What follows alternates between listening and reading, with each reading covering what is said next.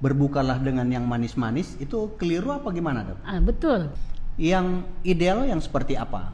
Bagaimana kita bisa makan yang sehat, cara makan yang sehat kalau kita tidak paham tentang gizi itu sendiri. Waduh, ya. Ini jam-jam segini bulan puasa masih bicara makanan ini.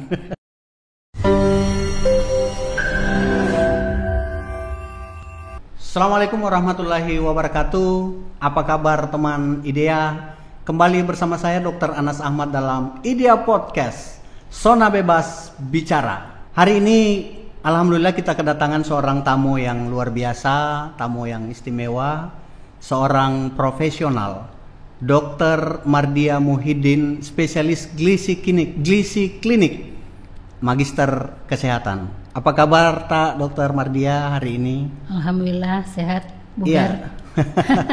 Ini karena dokter gizi barangkali ya, sampai meskipun sudah hari ke 16 puasa tapi masih segar bugar ya. Ya, alhamdulillah. Harus itu, Dok ya. Iya. Dok, boleh tahu tidak ya? Dokter kan dokter ahli spesialis gizi ya. Apa sih sebenarnya yang dimaksud dengan gizi? Gizi. Oh ya. Jadi pengertian dari gizi itu sebenarnya adalah zat-zat bermanfaat yang terkandung dalam satu jenis bahan makanan ya. Iya. Zat-zat yang dimaksud itu ada 6 jenis ya, yaitu karbohidrat, lemak, protein, vitamin, mineral dan air ya. Itu semua adalah zat gizi ya, yang berada dalam bahan-bahan makanan. Ya. Jadi setiap bahan makanan itu mengandung zat-zat gizi yang bisa saja berbeda dalam hal jenisnya maupun jumlahnya. Jadi dalam mengkonsumsi itu kita harus memvariasikan supaya satu jenis bahan makanan dengan bahan makanan yang lain saling melengkapi. Waduh, ini jam-jam segini bulan puasa masih bicara makanan ini. Menggiurkan. Oh ya Dok, kenapa kita harus tahu tentang gizi? Apakah gizi ini memang penting ya dalam proses hidup dan kehidupan manusia? Oh ya, saya kira itu gizi memang semua orang harus mengetahui ya, karena bagaimana kita bisa makan yang sehat, cara makan yang sehat kalau kita tidak paham tentang gizi itu sendiri. Ada pepatah mengatakan bahwa kita adalah menggambarkan apa yang kita makan. Kita adalah menggambarkan apa yang kita makan. Iya. Maksudnya seperti apa Dok? Iya. Jadi apa yang kita makan itu menggambarkan keadaan kesehatan tubuh kita secara umum ya. Iya. Jadi kalau banyak makan pasti gemuk gitu. Banyak makan tergantung Dok kebutuhannya. Tergantung apa yang dimakan ya. Tergantung banyaknya itu apakah sesuai memang kebutuhannya memang banyak atau tidak. Ya, jadi banyak itu relatif. Bisa saja untuk satu piring misalnya untuk satu orang sudah cukup, yang satu mungkin masih kurang. Jadi banyak atau sedikitnya itu relatif tergantung kebutuhan kita. Gitu ya. Berarti memang kebutuhan gizi seseorang itu tergantung dari individunya ya. Bukan berarti bahwa harus digeneralkan. Oh, tidak bisa. Oh, gitu. Setiap orang punya kebutuhan gizi yang berbeda-beda tergantung dari umurnya, tinggi badannya, berat badannya dan jenis kelaminnya dan pekerjaannya juga. Oh ya, pekerjaan ikut mempengaruhi ya. Aktivitas sehari-hari. Jadi semakin tinggi aktivitas seseorang, berarti semakin banyak atau sedikit? Semakin banyak kebutuhannya. Semakin banyak kebutuhan akan zat gizinya ya. Mungkin ini yang dimaksud dengan gizi seimbang ya. Iya. Gizi seimbang itu artinya seimbang dalam hal jumlah kebutuhannya ya, seimbang dalam hal jenis zat gizi yang di dalamnya dan seimbang dalam hal jadwalnya. Jadi jadwal juga turut di jadwal makan. Iya, jadwal makan. Idealnya berapa kali Dok dalam sehari? Idealnya kita makan itu kalau makan pokok 3 kali sehari. 3 kali sehari, pagi makan siang, makan malam. Kemudian ada namanya waktu untuk ngemil. Camilan. Waktu untuk ngemil. Iya, bisa 2-3 kali. Nah, itu biasanya waktu untuk ngemil itu idealnya kapan Dok? Untuk ngemil itu bisa dilakukan di antara 2 waktu makan Dok ya. Di antara 2 waktu makan. Jadi berarti selain duduk di antara 2 sujud, ada juga duduk di antara 2 makan. Betul. Oke. Nah, apa yang menurut dokter yang cocok untuk bahan-bahan ngemil tadi? Untuk camilan-camilan yang sehat ya kembali lagi sebenarnya kepada kebutuhan setiap individu ya. Gitu. Tetapi namanya juga camilannya, jadi bukan makanan pokok. Jadi makanan hanya makanan antara yang dari camilan itu kita tidak perlu mendapatkan keseluruhan zat gizi yang kita butuhkan. Tidak sama dengan pada saat kita makan pokok itu, setiap makan pokok itu kita wajib mendapatkan semua zat gizi yang kita butuhkan seperti karbohidrat, ada sumber lemaknya, proteinnya, vitamin dan mineralnya. Kalau camilan bisa sebagian dari zat gizi itu bisa tidak ada, tetapi hampir semua makanan juga sebenarnya mengandung semua unsur gizi apabila kita variasikan. Jadi untuk camilan bisa saja kita pilih camilan misalnya dari jenis buah, bisa dari kue-kue yang bisa tergantung kebutuhannya, bisa high kalori, bisa rendah kalori, tergantung kebutuhan kita. Yang penting jangan ngemil yang tidak sehat seperti kerupuk. Kerupuk itu tidak sehat dong. Makanan ringan ya hanya mengandung lemak saja, karena pasti sebagian besar kerupuk digoreng, mengandung penyedap, sedikit karbohidrat, dan biasanya tidak ada kandungan proteinnya, bahkan vitamin dan mineral sangat minim. Berarti dia makanan yang rendah mengandung zat gizi ya? Kalorinya tinggi tetapi zat gizi yang lain sangat kurang. Iya. Nah dok, tadi kan disebutkan bahwa frekuensi atau jumlah makan itu ikut berpengaruh ya. Waktu makan itu ikut berpengaruh ya. Pagi, siang dan malam. Sementara sekarang kan kita lagi puasa nih. Adakah manfaat puasa ya secara medik? Menurut dokter seperti apa? Manfaat puasa itu banyak sekali dok ya. Jadi kita sebagai umat Islam ternyata berpuasa itu bukan hanya sebagai kewajiban, tetapi ternyata di balik kewajiban itu ternyata Tuhan sudah titipkan bahwa memang puasa itu banyak manfaat dari segi medis ya. Dari segi medis. Apabila memang kita lakukan dengan betul. Jadi yang pertama kita bisa karena asupan kalori otomatis tidak ada ya pada saat siang hari. Jadi berat badan kita bisa turun ya, karena asupan kalori pasti berkurang. Berat badan turun. Tekanan darah juga kita bisa turun, tekanan darah untuk penderita hipertensi tanpa obat dengan berpuasa itu terbukti bisa turun sampai 15%. Kemudian kolesterol juga bisa turun, dan yang paling penting itu detoksifikasi dok. Ini istilah yang lagi top sekarang ya. Itu seperti apa dok itu detoksifikasi? Jadi detoksifikasi itu pada saat kita berpuasa sebenarnya yang dimaksud itu biasa dalam ilmu kedokteran ya dok. Cuma di dalam istilah umum seperti detoksifikasi seperti hal yang luar biasa sekali, padahal sebenarnya tidak. Jadi pada saat kita berpuasa kan pada siang hari kita tidak mengasup makanan, otomatis sumber kalori tidak ada dok ya. Jadi kalori yang kita pakai untuk metabolisme dasar tubuh kita dan aktivitas sehari-hari kita itu kita dapatkan dari cadangan-cadangan energi yang tersimpan dalam hati dan dalam otot. Yang namanya glikogen. Jadi glikogen itu akan dipecahkan menjadi glukosa dan akan menjadi sumber energi pada saat kita tidak ada asupan kalori.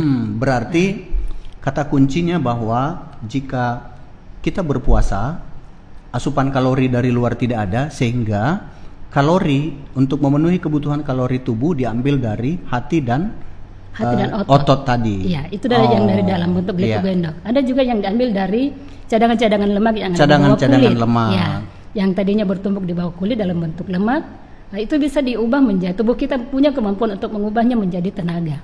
Inilah yang dimaksud barangkali dengan pembakaran lemak ya dok ya? Iya, pembakaran lemak. Itu yang dimaksud sebenarnya detoksifikasi. Detoksifikasi. Karena kelebihan lemak yang mungkin yang lalu-lalu kita selalu berlebihan makannya, disimpan dalam bentuk lemak di bawah kulit, itu pada saat kita tidak mengasup kalori pada siang hari itu akan dibakar menjadi sumber energi, sehingga lapisan lemak yang tadinya banyak menumpuk di bawah kulit itu akan berkurang. Itu yang sebenarnya disebut detoksifikasi pada saat kita berpuasa. Luar biasa ya, saya baru tahu sebenarnya manfaat puasa dari aspek medis. Selama ini kan banyak di antara kita yang mungkin hanya karena ikut kewajiban berpuasa sehingga hanya menahan lapar pada siang hari, lalu kemudian malam berpuas-puas memenuhi keinginan di siang hari yang tidak tertunda. Ternyata bahwa dari aspek medis puasa ini aja banyak manfaatnya ya. Tadi salah satu yang dokter sebutkan dapat menurunkan kolesterol ya, menurunkan tekanan darah. Yang paling penting itu adalah membakar lemak dok ya, karena asupan kalori yang tidak ada sehingga cadangan-cadangan kalori yang ada di lemak itu ikut terbakar. Nah, sekarang bagaimana manfaat puasa itu dapat kita raih ya? Jangan sampai yang terjadi adalah di siang hari kita lapar, di malam hari dibalas dendam. Gimana itu dok harusnya? Itu yang diantisipasi dok ya, jangan sampai pada saat kita berbuka jadi ajang balas dendam.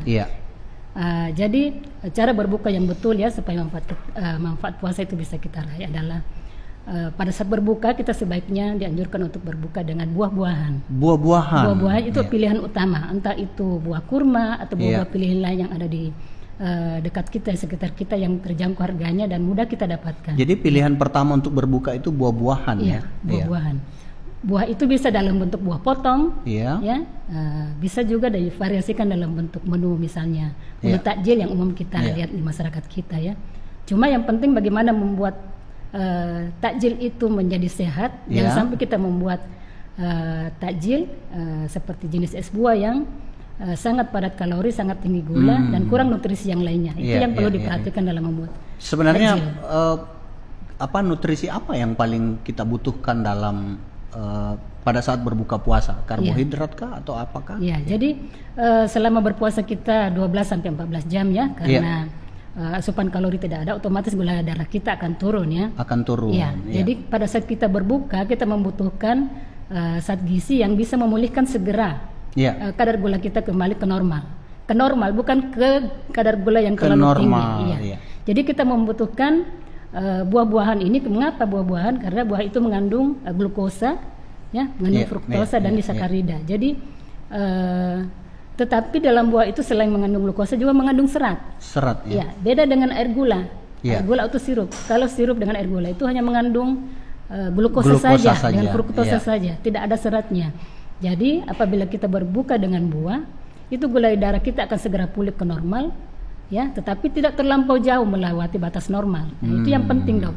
Kalau kita hanya berbuka dengan sirup saja tanpa ada campuran yang lain, atau ada campurannya buah tapi dalam jumlah yang sangat kecil hanya dominan gulanya saja, maka gula darah kita akan naik begitu melonjak, begitu tinggi melebihi dari batas normal, dan ini yang sangat tidak sehat untuk jangka panjang, karena itu cikal bakal untuk menjadi penyakit diabetes. Jadi kata kuncinya bahwa pada saat kita puasa gula darah kita turun di bawah normal, sehingga pada saat berbuka kita harus mengembalikan ke batas normal, jangan melebihi di atas normal.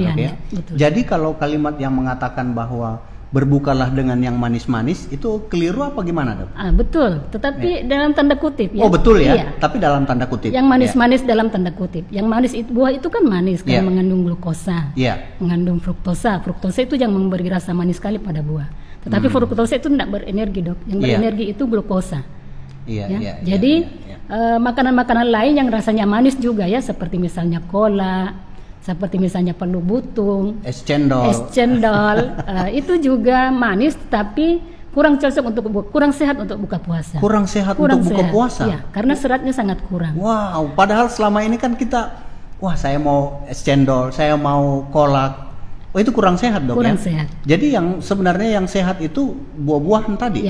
Buah-buahan polos buah potong, tetapi kita juga bisa variasikan dengan es buah misalnya yang sehat. Ada triknya dok. Jadi misalnya untuk 1 gelas es buah kita membuat gelas es buah. Jadi dalam es buah itu bisa kita campurkan 2 jenis buah, setengah porsi misalnya buah yang umum kita dapatkan itu pepaya, setengah porsi pepaya, setengah porsi dari alpukat. Kemudian kita bisa tambahkan yang lain-lain, misalnya sumber serat yang lain, misalnya dari Nutrijeli, dari agar-agar, dari cincau, itu sumber serat juga. Kemudian untuk cairannya jangan dicampur, kalau sebisa mungkin jangan dengan santan. Karena santan itu adalah sumber lemak jenuh. Sangat sedikit nutrisi yang lain yang terkandung dalam santan selain dari lemak jenuh. Nah, kita punya alternatif lain, mengganti santan dengan misalnya susu cair yang plain, yang tidak mengandung gula, yang tidak manis tuh. Kalau kita bandingkan antara santan dengan susu, sangat jauh berbeda nilai gizinya. Jauh berbeda nilai gizinya. Susu jauh lebih baik. Kenapa? Karena di dalam susu itu komplit dok zat gizinya. Ada karbohidratnya, yang plain itu tidak pakai gula. Kemudian ada proteinnya, ada lemaknya, ada lemak baiknya, ada juga yang paling penting yang dapat kita peroleh dari susu itu adalah kalsium. Jadi karena rata-rata orang Indonesia itu dok, kebutuhan kalsiumnya sangat kurang terpenuhi. Karena kote orang Indonesia kalau sudah melewati batas 5 tahun tidak minum susu lagi. Padahal kebutuhan kalsium itu terpenuhi dari sebagian besar dari susu. Dari susu, ya. Nah dok, gini, kebanyakan orang ya pada saat berbuka ini ada beberapa tipikal nih. Tipikal pertama, begitu bunyi beduk langsung makan makanan besar ya, nasi, ayam, telur, masuk semua. Ada juga yang manis-manis dulu, nanti selesai salat maghrib baru makan. Ada juga yang manis-manis dulu, nanti setelah salat tarawih baru makan. Itu sebenarnya yang ideal yang seperti apa? Itu makanan besar ini ya. Kalau buka puasa kan berarti kita makan malam berarti. Seperti apa yang idealnya? Dok? Jadi yang idealnya itu dok seperti tadi saya katakan sih. Jadi setelah kita berbuka ya dengan buah dan air putih ya. Air putih itu 1 sampai 2 gelas. Kemudian kita salat maghrib. Salat maghrib mungkin sekitar 15 menit ya. Nah, 25 menit sampai 30 menit kemudian kita bisa makan malam. Makan malam itu harus lengkap dok. Jadi ada sumber karbohidratnya, ada lemaknya, proteinnya, ada vitamin dan mineral. Itu dalam satu piring ya, kalau kita gambarkan itu dalam satu piring kalau kita mau menu seimbang yang seperti di Dungdungan Kemenkes itu ya. Jadi dalam satu piring itu setengahnya itu kita isi dengan sayur dan buah dok. Nah, kemudian seperempatnya itu sumber karbohidrat, bisa nasi, bisa mie, bisa ubi. Kemudian seperempatnya lagi kita isi dengan lauk pauk. Jadi dalam satu porsi piring itu nasinya tergantung kebutuhan kita. Apakah kita butuh satu porsi nasi atau lebih. Kemudian lauk pauknya itu kalau kebutuhan umumnya kita butuh lauk pauk itu sampai proteinnya sampai 60 gram sehari. Itu sekitar kalau satu kali makan kita bisa dapatkan dari 2 potong ikan dan satu potong tempe atau tahu atau dari kacang-kacangan yang lain. Kemudian sayurnya sekitar 2 gelas atau 1 mangkok besar, buahnya 1 porsi. Kalau 1 porsi itu maksudnya kalau misalnya pisang 1 buah, kalau misalnya jeruk 1, kalau misalnya apel 1, kalau mangga yang besar sepotong. Dok, itu berarti bahwa kita akan mengejar kekurangan zat gizi tadi ya pada saat berbuka ya. Ataukah ada zat gizi tertentu yang memang harus lebih banyak porsinya kita makan pada saat berbuka? Karbohidrat kah, gula kah, atau memang harus seimbang di antara zat gizi ini? Iya, selalu harus seimbang dok ya. Harus seimbang. Tapi yang dibutuhkan tadi pada saat berbuka itu memulihkan gula darah kita tadi. Gula darah, berarti memang benar pesan bahwa berbukalah dengan yang manis-manis, tetapi dalam jumlah terbatas dan tidak sampai melewati ambang batas gula darah normal. Jadi dok, dalam rentang waktu kita bisa makan itu pada saat bulan puasa ya, mulai dari saat berbuka sampai makan sahur itu sekitar 10 jam ya. Taruhlah kita tidur 5 jam dok ya. 5 jam. Nah, kita punya kesempatan untuk makan itu 5 jam juga. Jadi bagaimana kita window untuk makan itu 5 jam ya? Betul, 5 jam. Jadi bagaimana kita mengatur kita punya cara makan sehingga kebutuhan kita tetap terpenuhi dalam rentang waktu 5 jam. 5 jam. Jadi memang harus padat gizi dok. Kemudian pintar-pintar kita mengatur. Ya, supaya kebutuhan kita tetap terpenuhi, kebutuhan kalori, kebutuhan zat-zat gizi yang lain dan kebutuhan cairan juga harus terpenuhi dok. Cairan ya. Itu kira-kira dalam 24 jam seorang pada tubuh yang normal itu kira-kira butuh berapa banyak asupan cairan ke dalam kita tubuh? Kalau berat rata-rata dok ya bisa kebutuhan kita itu sekitar 8 gelas. 8 Untuk gelas, yang gemuk mungkin bisa lebih ditambah lagi sampai 9 atau 10 gelas. Rata-rata 8 gelas per hari ya, per hari. Jadi 8 gelas itu harus didistribusikan dalam rentang waktu selama dari buka puasa sampai kita imsak ya. Jadi misalnya pada saat berbuka kita bisa asup 1 sampai 2 gelas. Setelah salat maghrib 1 gelas. Setelah salat isya atau tarawih 1 sampai 2 gelas. Sebelum tidur 1 gelas gitu dok. Jadi terdistribusi cairannya. Begitu juga distribusi kalorinya dok. Seperti itu juga. Jadi kita bagi pada saat kita berbuka, pada saat makan, mungkin pada saat setelah tarawih kita makan lagi pada saat imsak kita makan lagi. Jadi memang karena rentang waktu yang cukup singkat sementara kebutuhan gizi kita pada saat puasa dengan tidak puasa itu sama. Jadi seimbang sama dok, sama. Jadi kebutuhan gizi kita pada saat puasa dengan tidak puasa itu sama.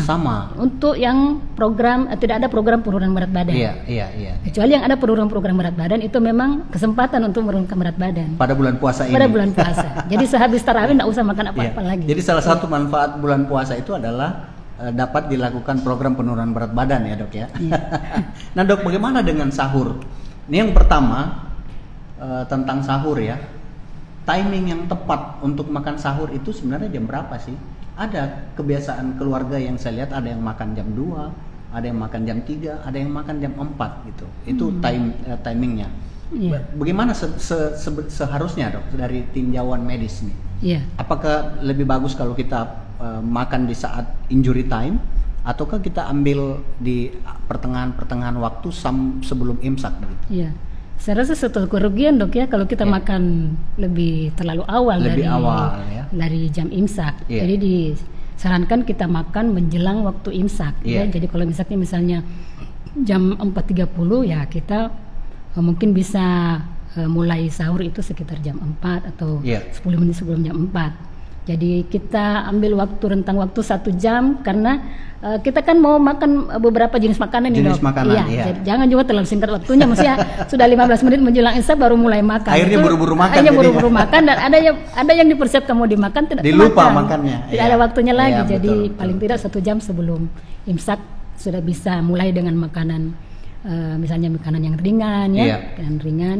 Kemudian masuk makanan inti yang lengkap tadi, kemudian makan dengan menutup dengan buah dan air putih.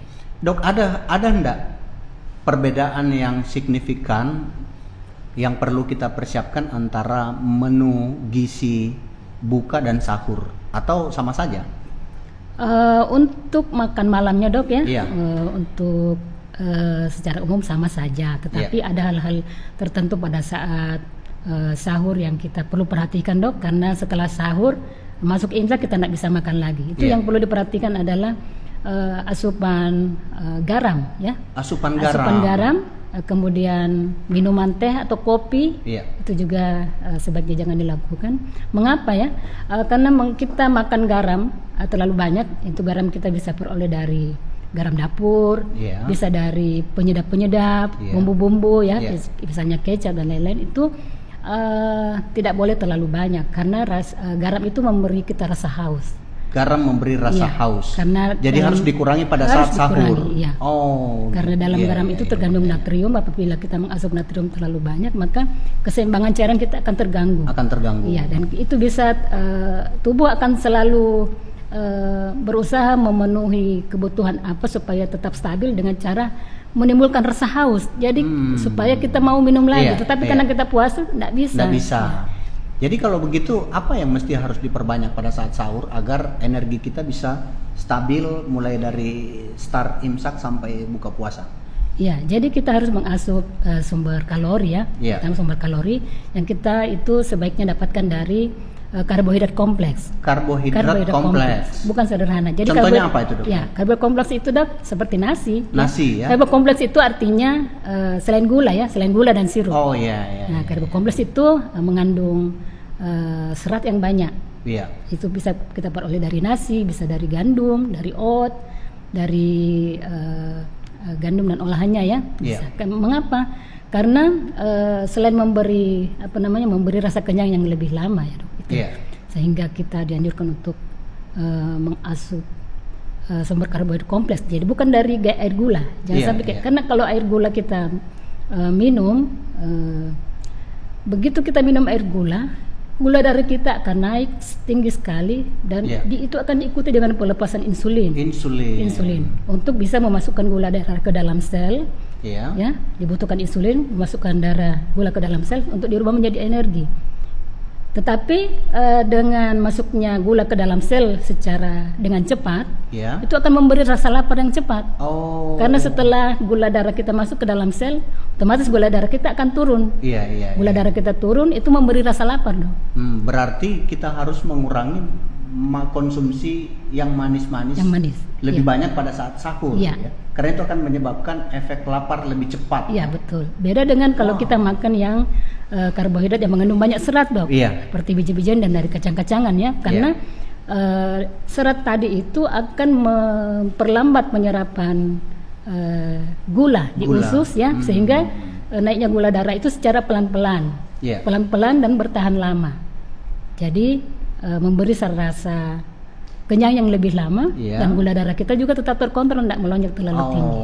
Itu makanan yang mengandung serat Contohnya apa dok ini? nasi merah, nasi putih pun juga dok nasi bisa. Putih, nasi putih juga masih cukup. Kalau lauk yang cukup banyak mengandung serat apa? Itu sumber serat sebenarnya dari sayur dan buah-buahan dok. Sayur dan buah-buahan. Kalau lauk pauk itu mengandung banyak protein. Protein juga kita butuhkan dalam jumlah yang cukup untuk mempertahankan karena fungsi protein itu untuk sel pembangun ya, membentuk imunitas. Apalagi dalam COVID ini kita harus banyak mengasup protein. Luar biasa. Dok, ada beberapa kata kunci yang saya tangkap tadi dari pembicaraan ini. Yang pertama, bahwa pada saat sahur hindari makanan yang bergaram ya. Yang kedua, hindari makanan yang terlalu banyak mengandung manis. Dan yang ketiga, perbanyak makan makanan yang mengandung serat ya. Ini pesan-pesan khusus. Nah, saya ingin juga mendapat penjelasan dari dokter. Ini biasanya sih kebiasaan kita ya dok ya, kalau di kampung-kampung, di kota juga berbeda terkait dengan buah-buahan ya. Kadang-kadang kita ada yang makan buah dulu baru makan makanan pokok, ada yang makan makanan pokok dulu baru buah. Sebenarnya yang mana sih yang betul? Atau sama saja gitu? Makan buah dulu baru makan nasi, atau makan nasi dulu baru makan buah? Dua-duanya betul dok. Dua-duanya betul. Ya? Tergantung kita punya kebutuhan. Oh gitu. Nah, kalau pada saat kita butuh mau menurunkan berat badan, dianjurkan untuk makan buah dulu, baru makan pokok. Mengapa? Supaya rasa kenyangnya itu sudah kita dapatkan duluan dari buah dan sayur. Oh gitu. Sehingga nanti makanan pokok sedikit yang dimakan. Sedikit karbonnya lagi yang masuk. Sedikit nasinya sudah kenyang memang. Berarti itu apa namanya, diperuntukkan untuk orang-orang yang diet barangkali ya. Iya. Betul dok. Kalau orang yang mau menaikkan berat badan, makan makanan pokok dulu baru buah. Ya. Tapi pada prinsipnya sama saja ya. Sama saja dok. Tidak ada keharusan apakah dia harus sebelum atau sesudah, yang penting sesuai kebutuhan saja. Iya. Nah, dokter, ini kata kunci lagi ya, yang saya simpulkan dari tadi banyak. Kalau kita berbuka diminta untuk yang manis-manis ya, manis-manis. Kemudian gizi seimbang ya. Kemudian pada saat sahur ya itu tadi, tinggalkan yang manis, tinggalkan yang asin, perbanyak yang serat. Ada lagi satu dok. Kalau bisa hindari minuman yang mengandung kafein. Minuman yang mengandung kafein. Seperti teh dan kopi. Iya. Teh dan kopi. Teh dan kopi. Waduh. Kayaknya makanan favoritnya dokter Anas ini. Minuman teh favoritnya manis ya. Itu ya favorit saya. Jadi teh dan kopi ditinggalkan atau dikurangi? Kalau bisa ditinggalkan. Tetapi ada orang yang sudah kecanduan, maksudnya tidak enak lagi kalau dia tidak minum kopi atau teh, itu tidak apa-apa, dikurangi saja.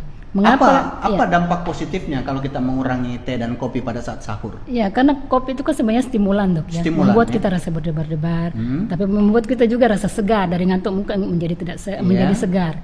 Tetapi ada efek samping dari kafein itu.